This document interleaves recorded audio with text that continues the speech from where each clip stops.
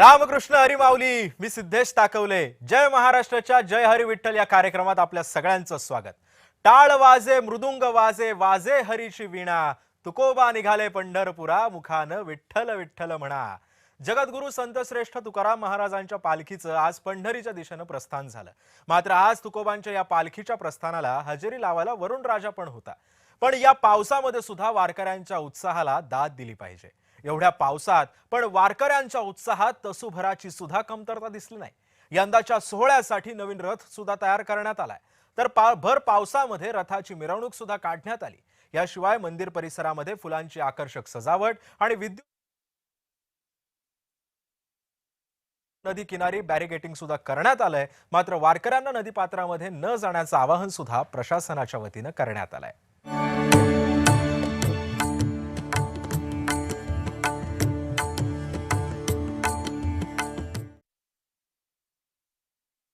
दरम्यान तुकोबांच्या पालखी प्रस्थानावेळी नेमकं तिथं काय घडलं, तिथले बारकावे लक्षात घेतलेले आणि तिथल्या वातावरणाचा आढावा देण्यासाठी माझ्यासोबत आता आहेत माझे सहकारी प्रशांत सागवेकर. रामकृष्ण हरी माऊली. सध्या काय घडतंय देहूमध्ये?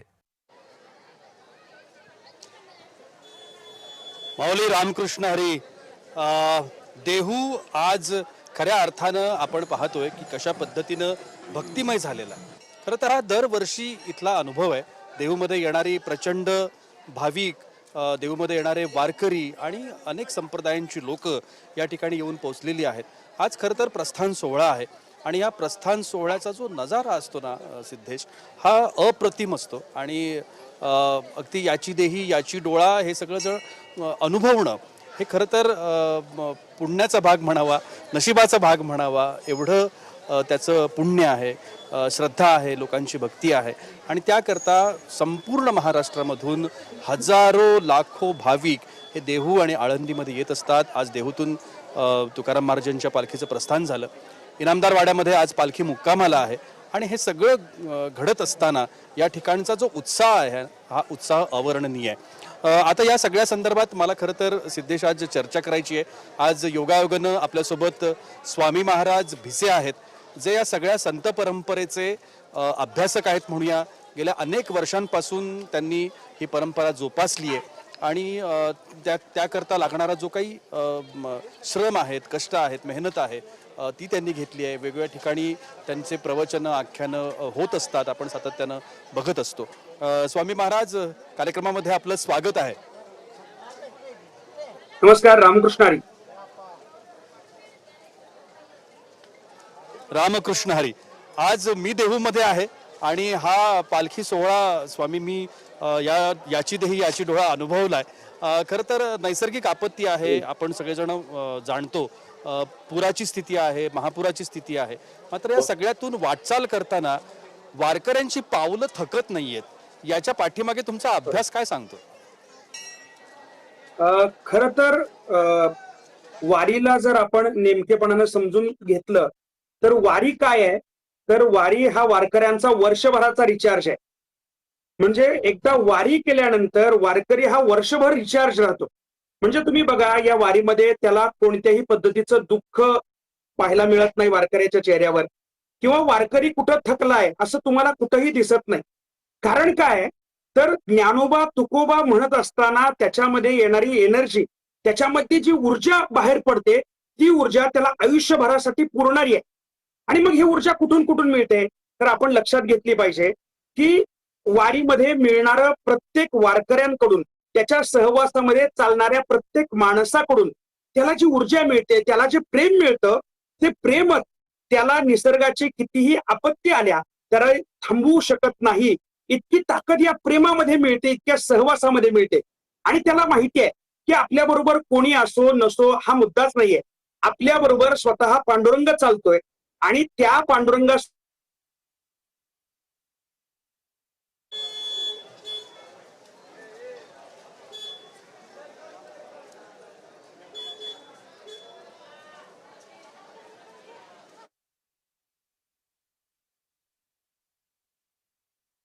कडे जात असताना संतांची मांदी आणि आपल्या स्वतःच पंढरपूरकडे मार्गस्थ करताना दिसतो.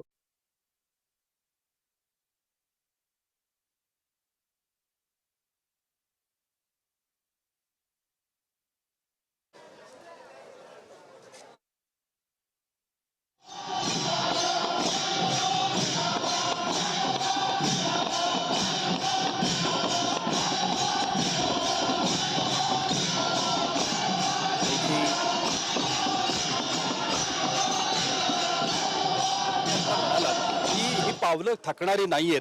पण आता इतक्या वर्षानंतर काळामध्ये एवढा मोठा बदल झाला आहे. अनेक गोष्टी तंत्रज्ञानाचं युग आहे.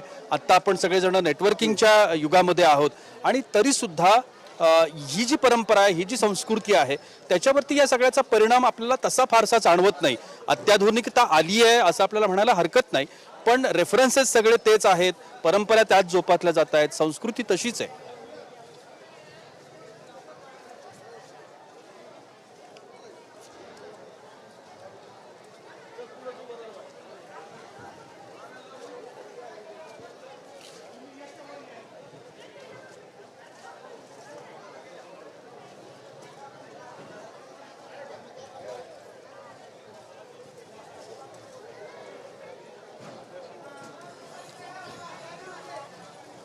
Hello hello check hello check hello check hello check घे घे सुरू Yes. कर.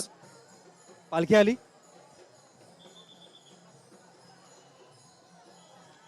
येतोय आवाज. जय हरी विठ्ठल. आपण आता आहोत देहू या ठिकाणी.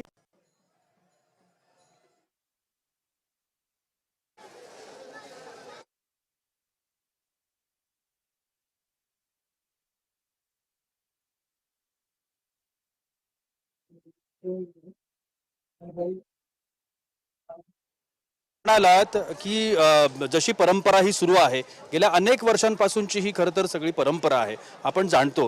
पण आता काळामध्ये फार मोठा बदल झालाय, अत्याधुनिकता आली आहे. आता आपण नेटवर्कच्या युगामध्ये आहोत.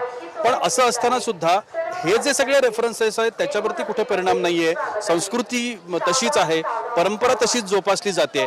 याबद्दल आपलं मत काय? मौल्यवान वस्तूंची काळजी घ्या. गर्दीच्या ठिकाणी लहान मुलांना सांभाळून लक्ष ठेवा. मौल्यवान